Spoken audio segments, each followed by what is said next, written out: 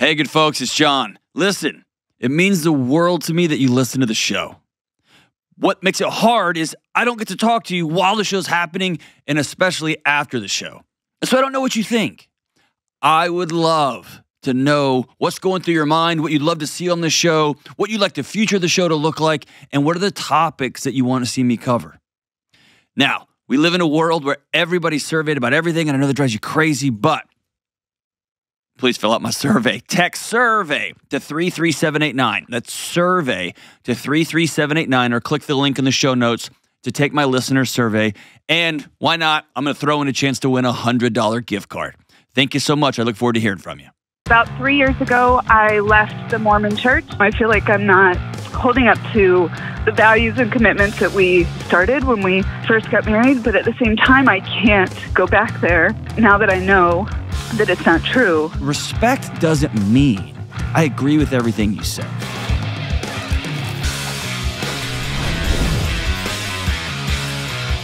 What up, what up, what up? This is John with Dr. John Delony's show, talking about your marriage, your mental health, your kids, your life, whatever's going on in your world.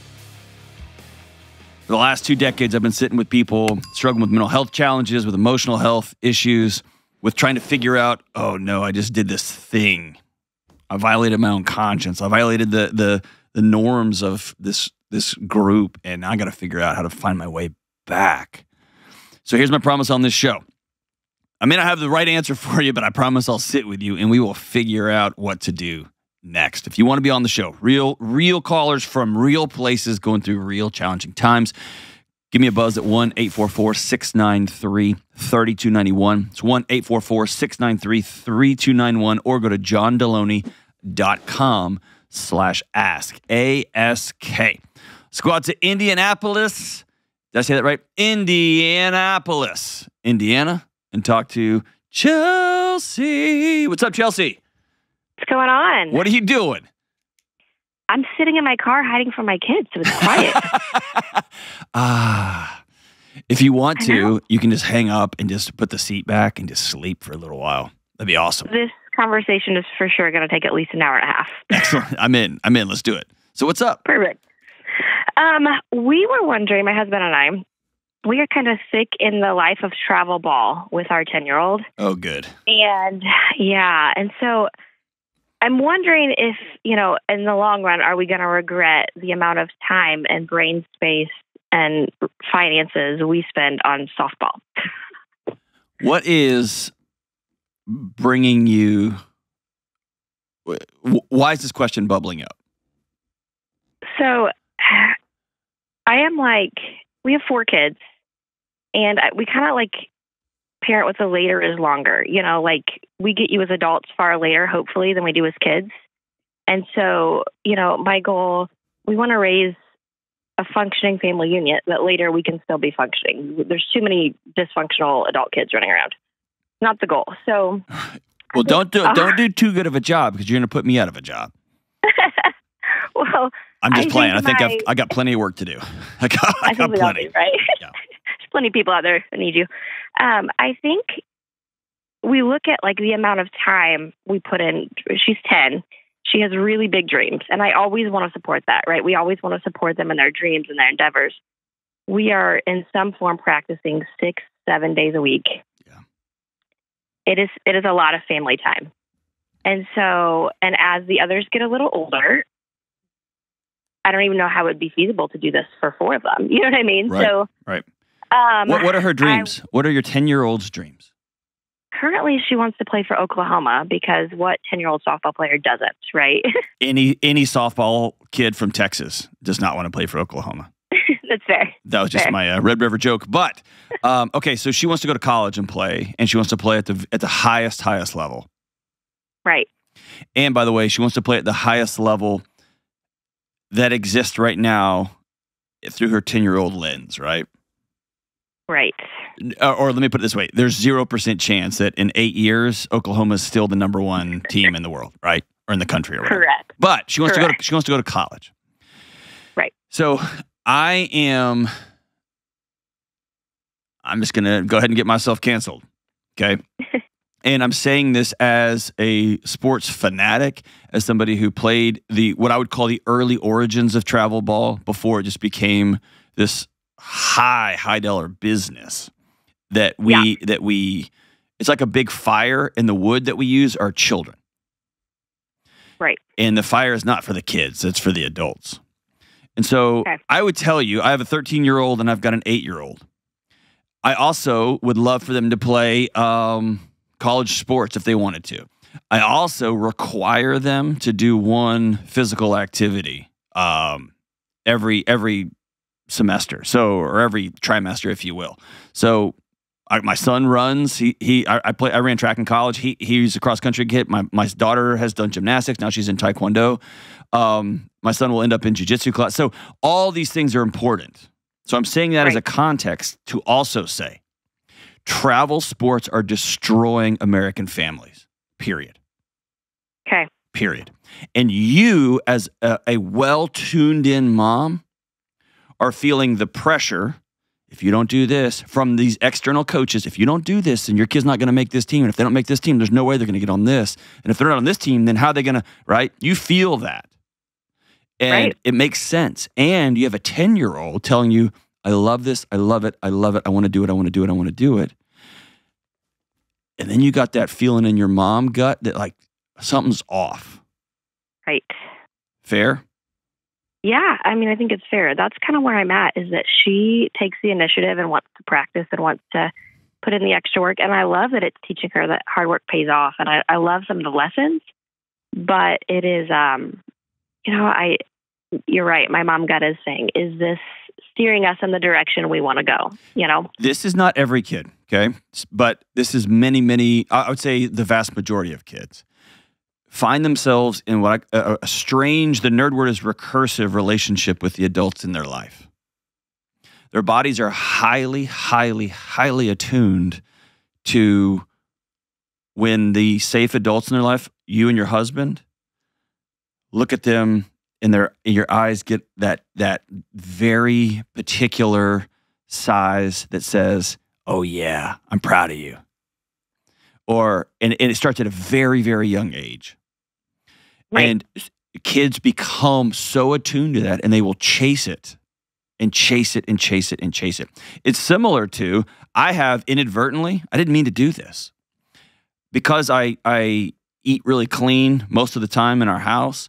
I'm here for that. When I go get a donut or an ice cream or something like that, I always bring my kids. I'm like, let's go break the bank. And they're like, ah. You know what I've trained them? Is that special times require poisoning yourself. Close connection with dad equals this. And so what they do is they're always asking, can I have some ice cream? Can I have some ice cream? Can I have some ice cream? And yes, ice cream's good. The sugar's good and addictive and blah, blah, blah. What they're really asking is, I want to connect with dad, and I know how to do that. Right. See what I'm saying? So it's a pattern now. It's a pattern, but the pattern is not about ball. The pattern is about, I want to make mom and dad see me and love me, and I found the way to do it. Right. And all the other adults in the world, and and my fellow classmates. So it begins to expand really quickly. Yeah. And your 10-year-old finds herself as the head of household. She decides what the family's doing on the weekend. She decides where the money's spent. She decides what y'all eat. And you see what I'm saying? Yeah, I mean, it's when I think about how much money we've spent for a fourth grade, an elementary schooler's softball hobby, it's laughable. Right. If you just invested that into 529, you'd be able to pay outright for Oklahoma, and she could be the best intramural softball player in the whole, right? Buy Oklahoma soon. So here's my thought on it. It's our job to ignite passion in our kids, to support them, and to set boundaries for them. Right. And so like I say, my kids have to do something athletic, something outside, something as a part of a team. That's so good. And they also have to know this house does not revolve around you. You have a seat in the middle or the back of the bus that is driving, because it revolves around me and your mom. And it's like that. But that means you got to say no. Yeah. That means you got to say, I'm going to take some time off. Now, here's some physiology. And this isn't just me trying to make social science arguments.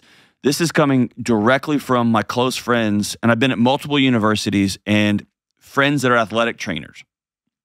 And what they are screaming to a chorus of no one will listen to them, is that these kids who become really good at a young age, they show some proclivity to soccer or to baseball or to softball or whatever it is, and they just, their whole world shrinks overnight to that sport, and they get a batting coach and a pitching coach, they get on a travel team, they play fall ball, summer ball, spring ball. What they're finding is overuse, joint overuse injuries in 18-year-olds that are usually reserved for geriatric populations. Hey, we have a 10-year-old with peroneal tendonitis right now. That right. And so here's the way to avoid that is they have to take some time off from that sport. Right. Yeah. Tendonitis in a 10-year-old is not, I mean, that's all you need right there. Her body is saying no.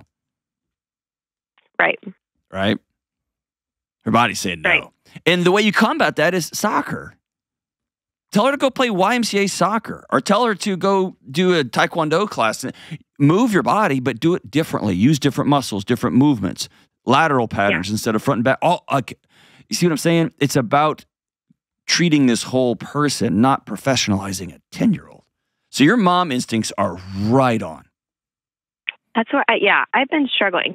I don't want to like crush her little dreams, but I'm also, it's a lot, for 10. I don't know of, and again, I don't have the data in front of me, and somebody's going to, if you have something different, email it to the show, johndelony.com/ask. I want to know the meta-analysis, put the link to the paper in that note and send it to me if you have it. I'm talking to the listeners out there.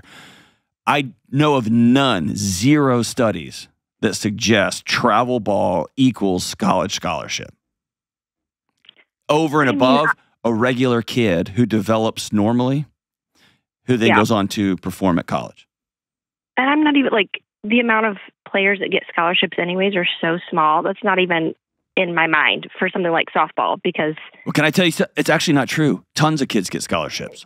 For softball, really? But... At D2 schools, at 1A,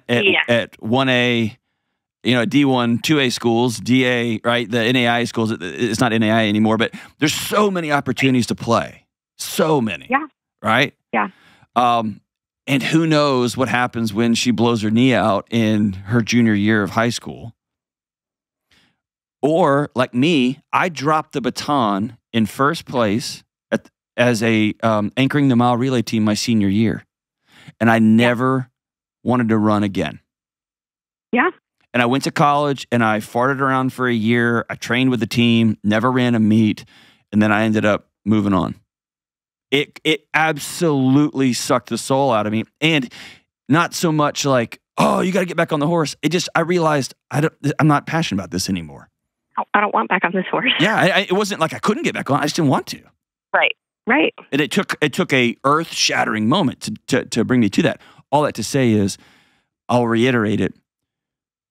The obsession with traveled youth sports is pulling our families apart. It's disintegrating. I would put it right underneath social media as a cancer. It's not good. I don't see in 10 years that it's still functioning in the same way. Parents can't afford it. You got 3 other kids down the pipeline. You can't. It just, the math on the calendar doesn't work. Right? It's just chaos. It's chaos. Yeah, season is chaos. So I'm glad to hear. I mean, what is husband going to say? Oh, he's the best. Are you kidding? I mean, he's I think that, we're big onto moving your body and eating healthy, and he loves supporting her. But I think that we both feel like maybe it's a little out of balance right now. Yeah. So I think we know, it's just a matter of trying to still let her do what she loves, maybe in a not as intense form. Well, and I think letting her know, hey, if you do want to go play college ball, what the college sports professionals and even the professional coach professionals will tell you. I mean, people always want to throw LeBron around, right? So move LeBron off. He is an N equals 1. There's only one LeBron, right? Right. They'll tell you, I don't know anything about you at 10 years old. Right. Puberty changes everything. Passion changes everything. Dad gets sick when she's a freshman in high school, changes everything. I mean, who knows what happens? Mm-hmm. College is basically half her life away. And the idea that we are trying to invest in this thing.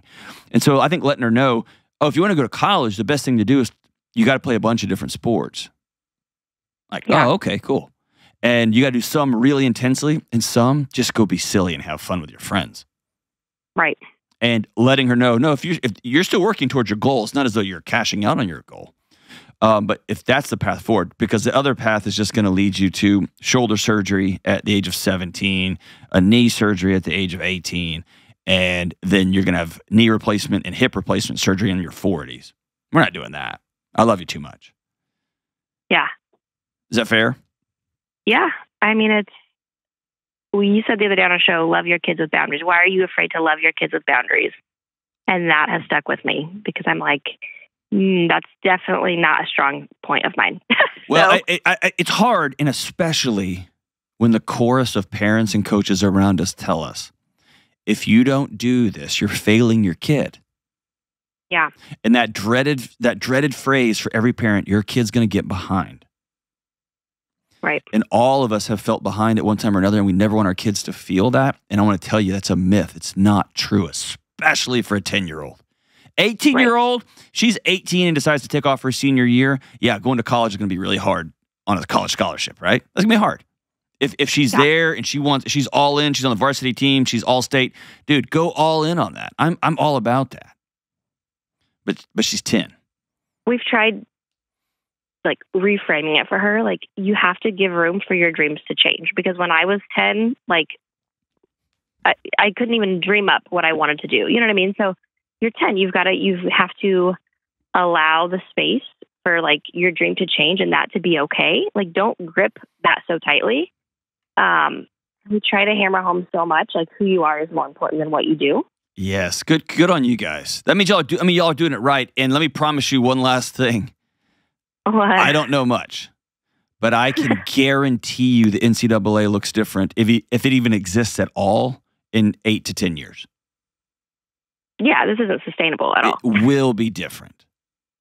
With the NIL, all the money that's flown in, it's just going to change. It will not exist in its current iteration. None of that matters. What matters is, you know what? My kids would eat ice cream 24/7, 365. They would sit there and rot their brains on social media if I gave it to them. If I taught my kids how to drink alcohol early on, they would begin to crave it, more than likely. So why do I tell you that? What my 10-year-old really wants to do is not going to drive every action, every dollar, every minute of our family. Because my 10-year-old, what they want to do, that has to come in a boundary that I, as a parent, am looking at saying, here's what's best for you. I appreciate what you want to do. I hear you. But here's what's best for you. So here's what we're going to do. Whew. Moms and dads, take a season off. Play a different sport. Be present with your kids. Show up. Don't burn the family financial stature to the ground over a 9-year-old soccer game. I love what you said, Chelsea. I want to create a sustainable family unit that goes into adulthood. You are right on. Good for you. We'll be right back. This episode is sponsored by BetterHelp. I don't know about you, but I've had enough of the cold, the darkness, the steady stream of school plays and meetings and invites. My social battery is about to run completely down. Or maybe you're like some of my friends who are just bursting with energy, bouncing off every wall they can see, and they can't figure out why everyone keeps telling them to chill out or canceling on them last minute or no longer returning phone calls or texts. But if you found yourself stuck and unable to navigate low energy boundaries, or maybe even venturing out to find a new group of people to do life with, it might be time to try therapy. Therapy can be a place to open up with someone who is licensed and trained to listen and walk alongside you and help you look for paths in the chaos of a low social battery, mismatched social energy, boundaries, and more. And if you're thinking of starting therapy and the thought of making appointments, getting out in the cold, and traveling across town makes you want to pull the covers back over your head, try BetterHelp. BetterHelp is therapy that is completely online, so it's flexible enough to fit your schedule. Just fill out a short questionnaire to get matched with a licensed therapist, and you can switch therapists at any time for no extra cost. Learn to make time for what makes you happy with BetterHelp. Visit BetterHelp.com/Delony today to get 10% off your first month.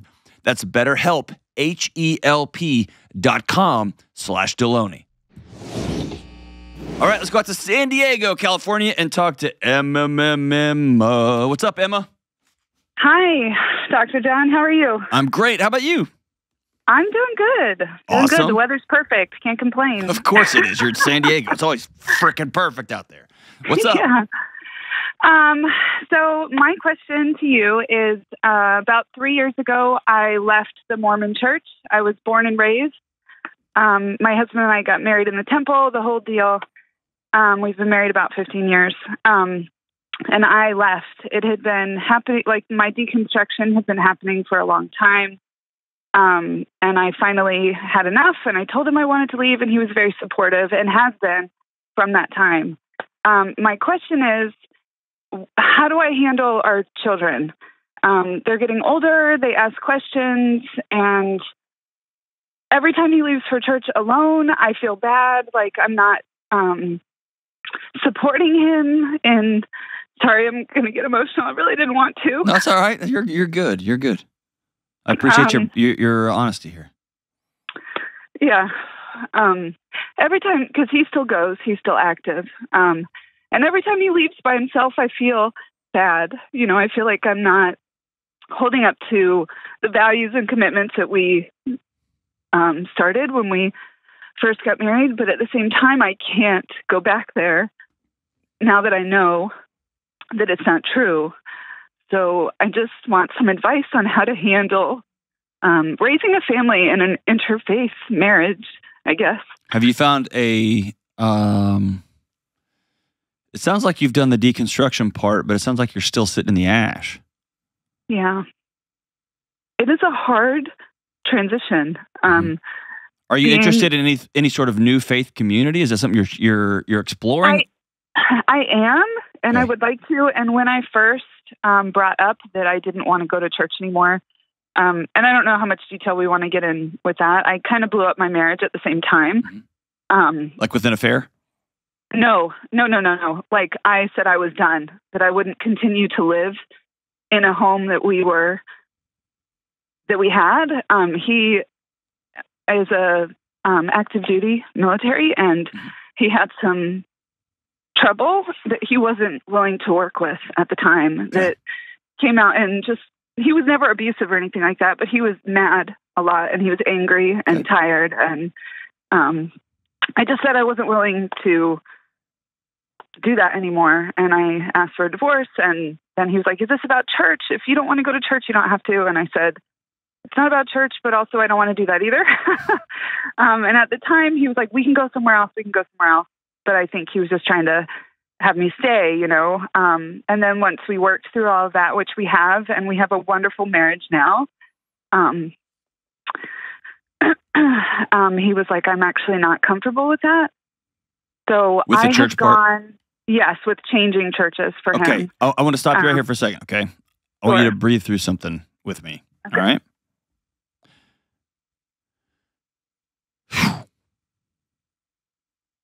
Just because your marriage got right to the edge doesn't mean you failed him as a wife. And I'll go as far to say, just because his behavior got up to the edge doesn't mean he failed you as a husband. Yeah. And we really did the work. I know you have. We found an amazing I'm proud of you. counselor, and I'm so proud of you. But listen, my marriage has gotten to the brink several times. yeah. And we both said, all right, we're going to figure out what's new, and we're going to go build that. And that's where you are.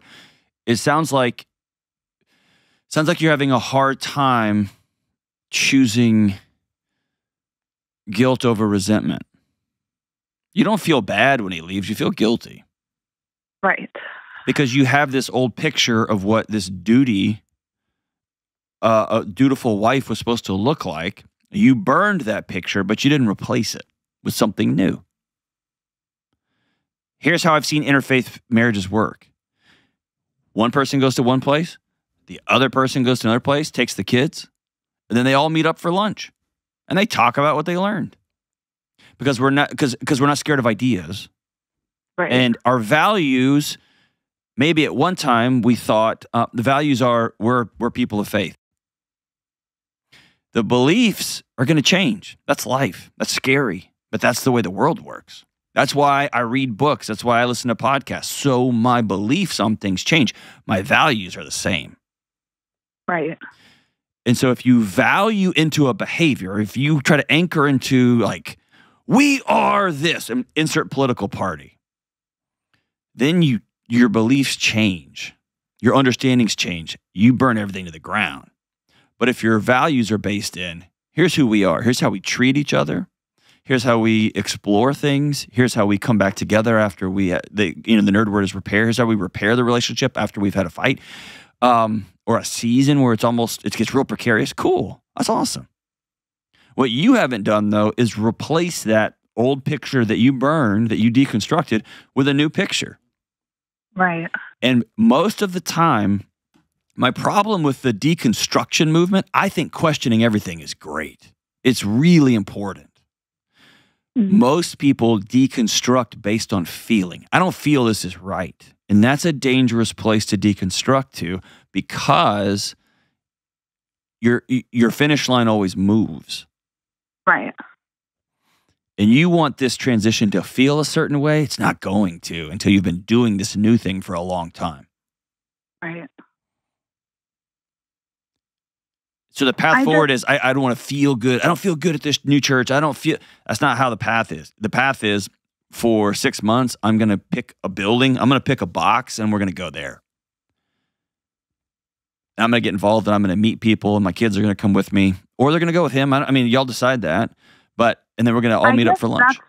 That's what I need help with, because I don't want them to be there. Okay. Have you made that need known?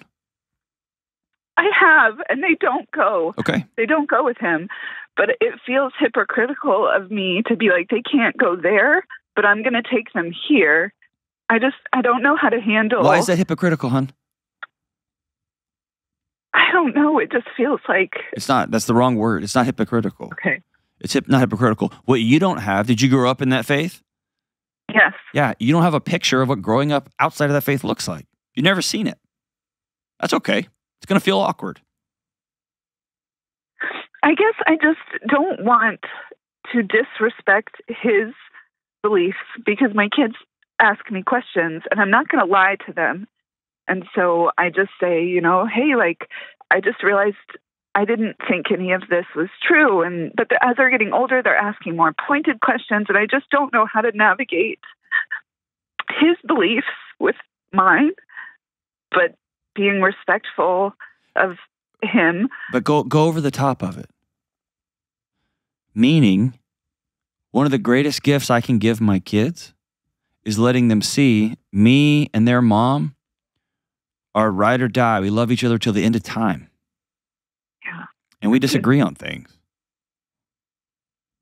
That's a good gift to them. And my wife, the way she speaks respectfully of me is she'll tell my son, I can't, but he's asking very pointed questions about things. She'll say, I believe this particular thing says this, and here's what that means. Here's how I act that out in life. Your dad reads it this way. And then she looks at my son and says, how do you read it as a 13-year-old? Yeah. Right? So now he's coming into the question. And sometimes she'll do it with our minister, J.P. Conway. She'll be like, hey, so Dr. Conway, what do you think about this? Because this is how I see it. This is how John sees it. What do you think? Because he's got training in this area that I don't have. Right. Right? So the respect doesn't mean I agree with everything you say. Right. Respect is how I talk about you and how you've come to these beliefs. Yeah. Why does that scare you? I guess because in the past we have avoided hard conversations, and things are really good. They're not. Things are really They're great. not. Emma, they're not. Can I tell you what I think? You tell me if I'm wrong. I would love to be wrong here. Okay.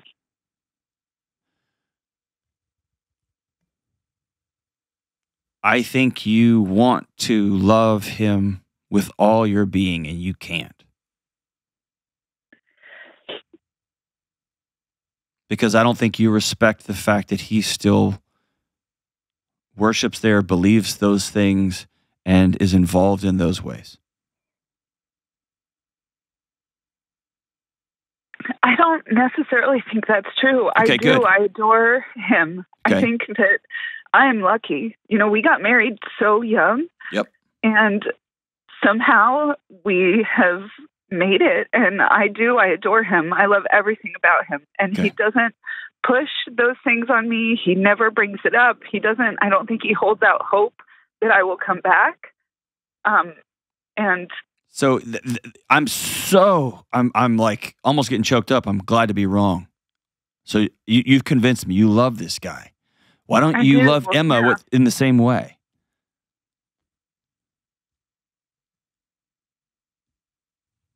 I don't know.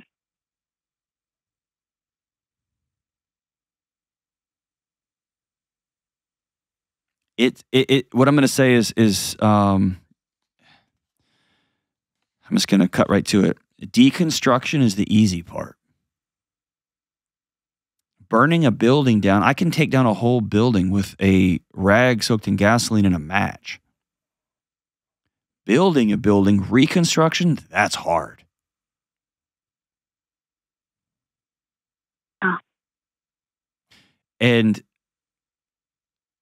I'll tell you what I've had to do in my personal life. That's the best wisdom I can give you, okay?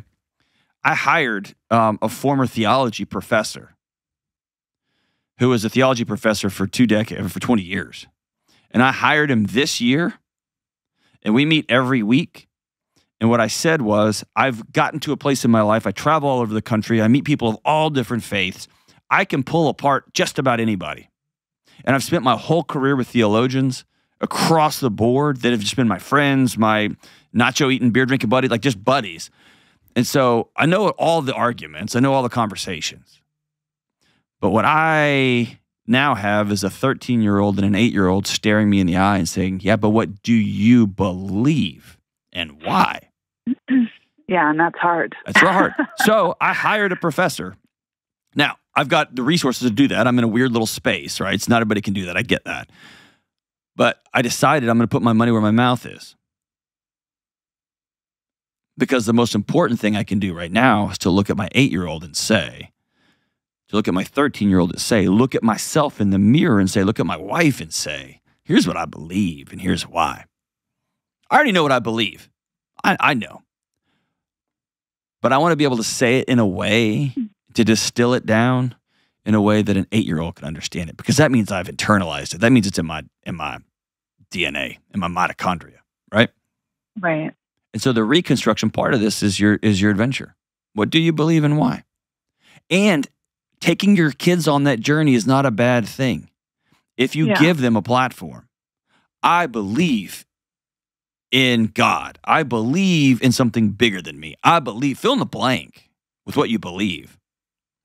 And then say, and I am working every day to figure out how it all works together. Right. Is that fair? Yeah, that's fair. And I guess I just focus on like the things that don't line up. But the reality is like we do have things that overlap. Like we believe in God, we believe in Jesus. And I guess I just need to focus more on the commonalities than you need to spend some time creating a picture of what is the role that I'm going to play in my home? What's the role of a wife and mom and co-earner and co-manager and co-intimacy partner? Like, what's the role I'm going to play here? Because you had a picture outlined for you and you took that one apart. And you told me you had to do it, so I trust you. You said you had to do it. Okay. So it's been taken apart. Now you got to build back. Like, well, then what is this picture going to be? Because right now you're living aimlessly. You're just living not that. And it's very similar to our political parties. Our political parties aren't giving us any direction to where we want to go. All they're giving us is we're not them. And everybody's running in circles, screaming louder and louder and louder. It's not a direction. It's not a place to go. And so create the picture, co-create with your husband. In light of this, what do we believe that's the same? Where do we begin to diverge? And not, well, it feels like, no, I'm not going to do feels. I'm going to do discipline. I'm going to get up and go. I'm going to find a place that sounds like from their website we align sort of somewhat. And I'm just going to start showing up there and start connecting with human beings.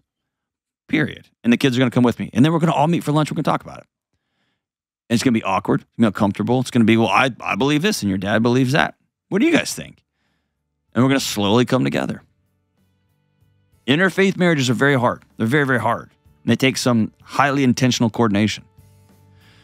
And it sounds like, unlike most I talk to, you've got a husband that's a pretty amazing guy. So y'all create a picture and begin to live into it. And it's going to shift and morph, and that's okay. But have something to aim towards. Time to get up out of the ash. You took it apart. Start building something new. And you're probably going to need a guide of some sort. Seek that guide. Seek that spiritual wisdom with all you got.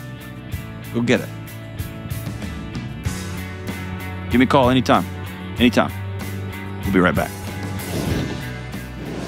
So we're coming to the end of 40 days of Lent, this time of reflection, fasting, contemplation, and seeking peace. Lent is about finding meaning, purpose, discipline, finding connection with God, and finally submitting to the fact that you're not the center of the universe. In the last 40 days of Lent, maybe you've made some changes in your life. Maybe you've spent some time in prayer and fasting. Maybe you finally cut out some bad habits, or you realized you are way over your head involved in some old, tough, bad habits. Through it all, I hope all of us were able to find space to slow down and reflect. I know I have. And that doesn't have to stop just because Lent is over. If you're ready to go even deeper, my friends at Hallow have created the Easter Prayer Challenge. Easter with the early church. Over the next few weeks, you can dig into the writings of the early church fathers and better understand how Christians lived and worshiped in those early days. And with all of the talks of AI, political elections, changing economic challenges, all of it, it might sound wild, but the words of those first Christian thinkers are still relevant in our culture today. Those timeless truths and principles can still apply in our life even centuries later and half a world away. I hope you'll join me and millions of others in these next days of prayer and meditation on Hallow. It's time to contemplate, slow down, let go, find meaning, and experience peace. Hallow is the #1 prayer app in the world, and for listeners of this show, you get 3 free months of Hallow. All 10,000 plus prayers, meditations, music, lecture series, and more. All of it by going to hallow.com/Delony. That's 3 free months of the app at hallow.com/Delony.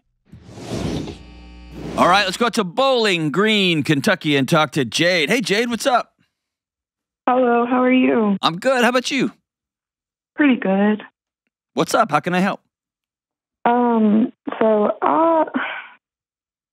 I just recently found out that I was pregnant, and I'm pretty young, and How old are you? I'm 20. 20. Okay. Yeah. And this is my first pregnancy, and Is Dad in the picture? He is. That's actually what I'm calling about. Okay. He's a very good guy. We were like casually dating, and then I kind of had ended things before I found out.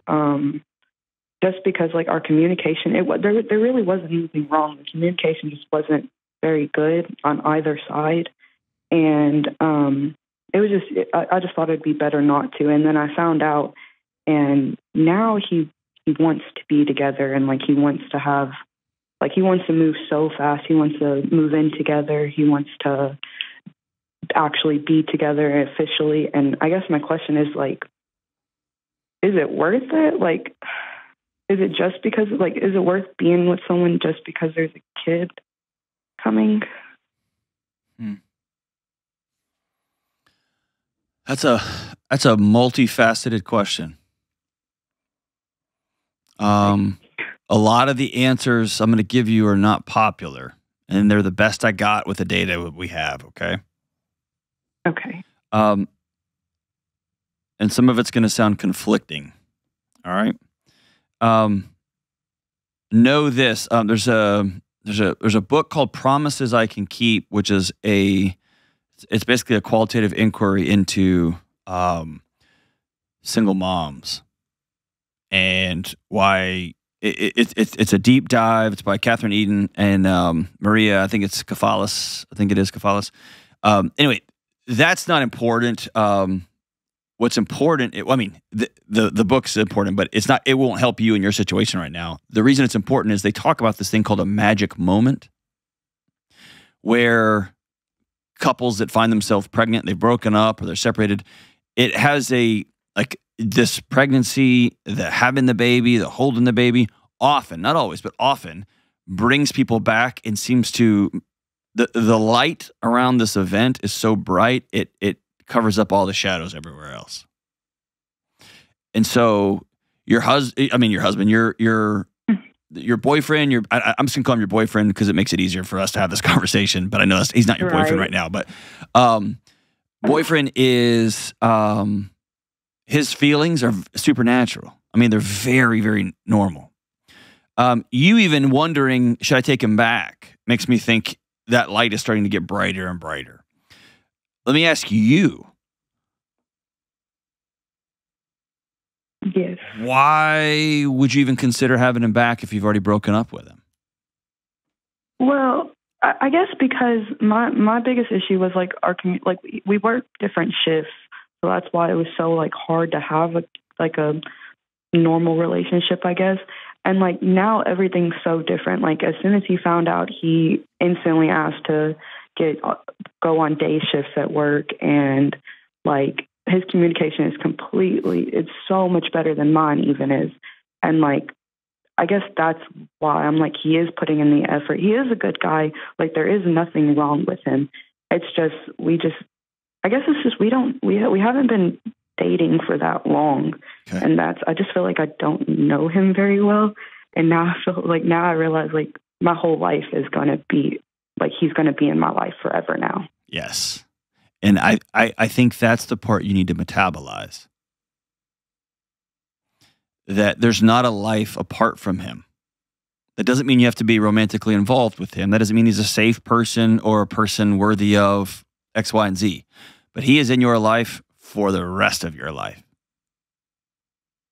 And so whether you join him romantically or not, y'all coming together and learning how to communicate and talk and make decisions is going to be an integral part of the rest of your life. So the more work you put in on that side now, the better.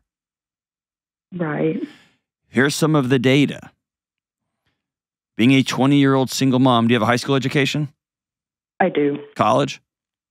No. Okay. It's going to be very hard. Very, very hard financially. It's going to be very hard. This illustrious life of the single mom, it is, looking at the data only, it is hard. And living in a chaotic, unsafe, two people who refuse to do the work to learn how to communicate with each other marriage, creating a electric household is not good for a kid either. Do you have support outside of this guy? Are you all on your own? Do you have mom, dad, cousins, sisters, people who will lean in and help? Yeah, I have a strong support system. Like that's the reason why I'm so like I know I would be fine. It's just I guess maybe it's just like it's not what I imagined. Like I always had a plan of like how my life would be. Yeah, and that plan's gone, right? Yeah, that plan's gone.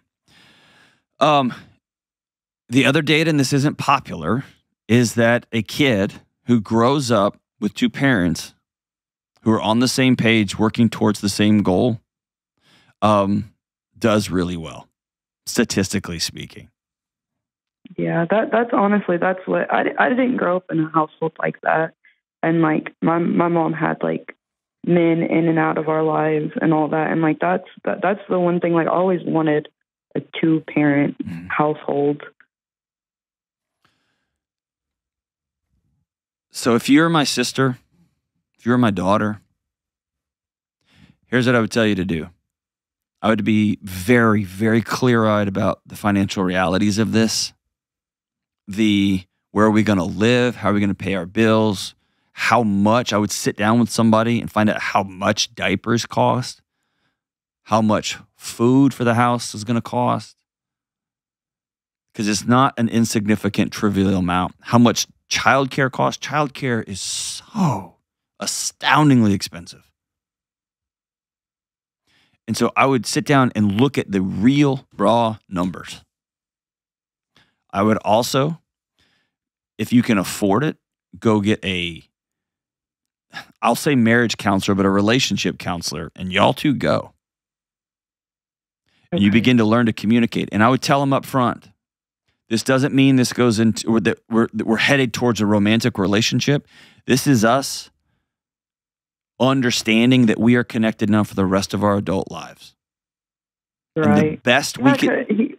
Go ahead. Sorry. He just kind of like made the decision, kind of like he was just like, it's better if we're together, and like then has like made it seem like we are. Okay. And like just. And I think the sentence you gave me that is really clarifying is and instructive is, I don't know him. I slept with him. I'm having this baby, but I don't. Yeah. I don't know him. Right. Yeah.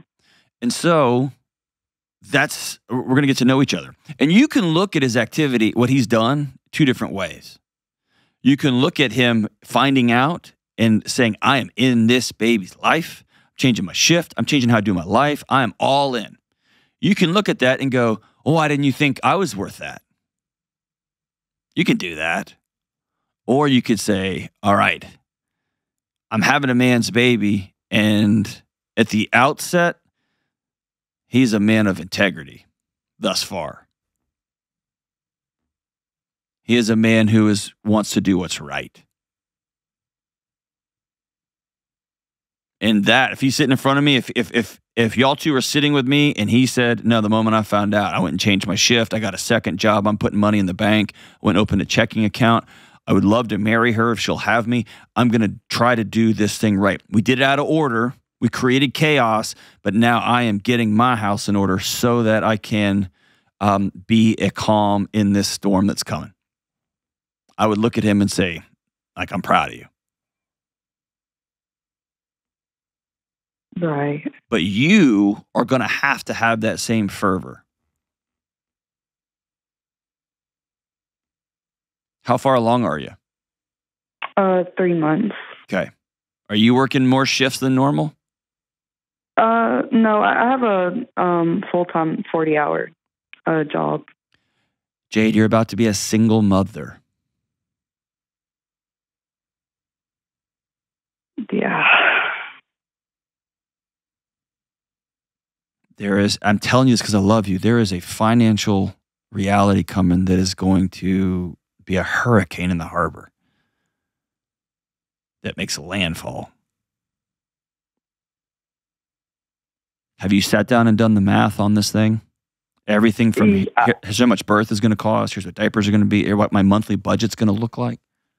I have tried. I sat down and it was even already looking at like my doctor visit costs, and that was already so, like, it adds up so quick. So quick.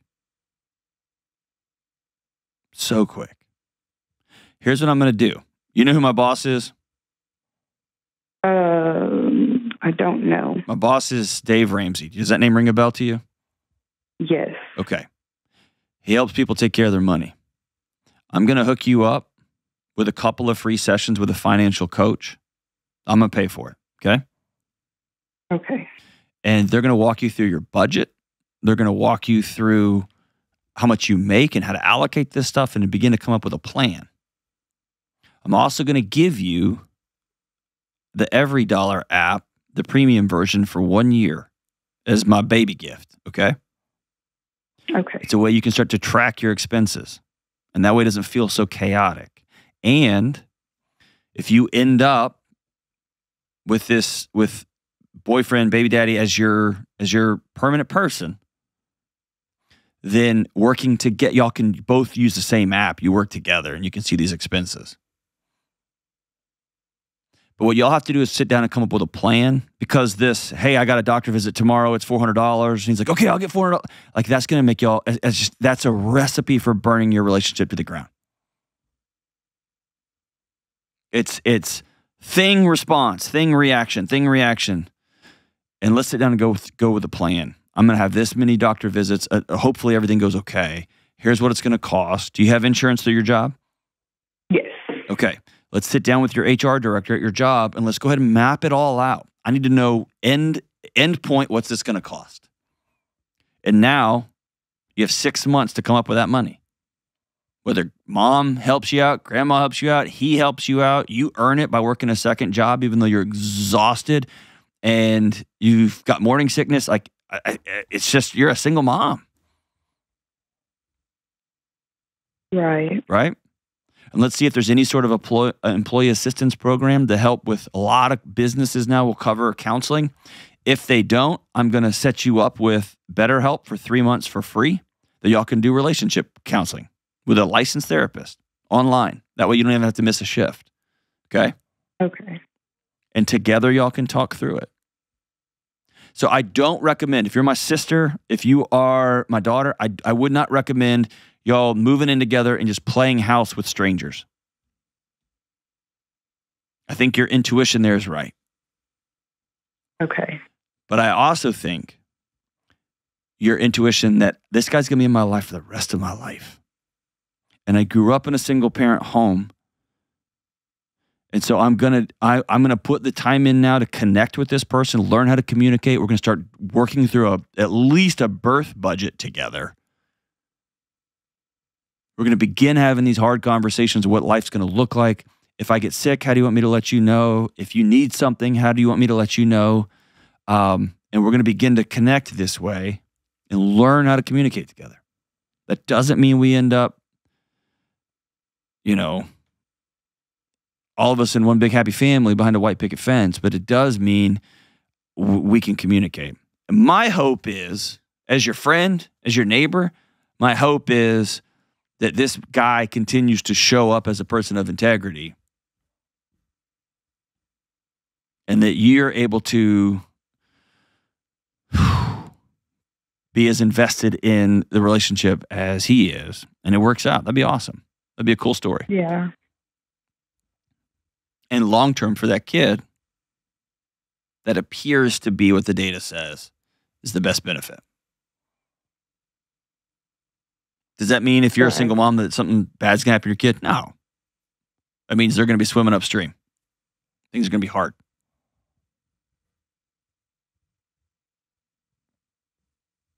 How does all this sound? I threw a lot at you. How does it all sound? It does make me think differently about things. I don't know. It's a lot to think about, I guess. What is? Basically, everything that you said is what I've thought already. Okay. I don't know. It's just so scary. I think that's what it is. Just so, I guess I realize that it's so real. Yeah.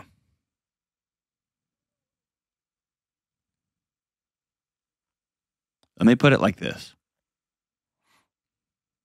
You're a mom now.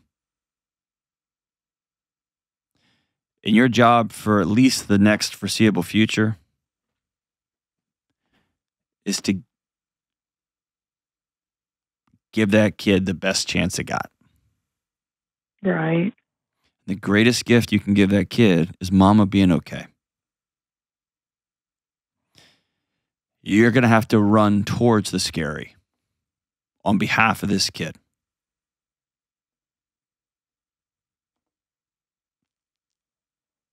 Yeah, I think that's what. And see, it's not even that I didn't want to be with him or anything like that. I think maybe it was the communication, but I was also really scared. This is like my second real, like, I wouldn't even call it a real. It's awful to say since we are having a kid together, but like I wouldn't even consider that a real relationship.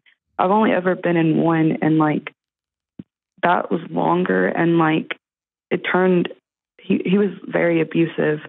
And I think that might be what's scaring me also is like... Is this guy abusive?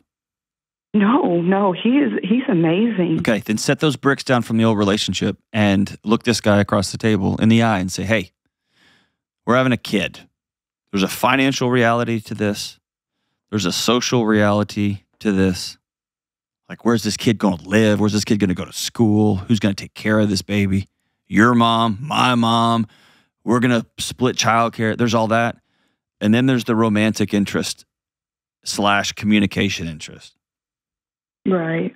And we're having a baby. We made a human. And that human's coming. We got 6 months to plan this thing out.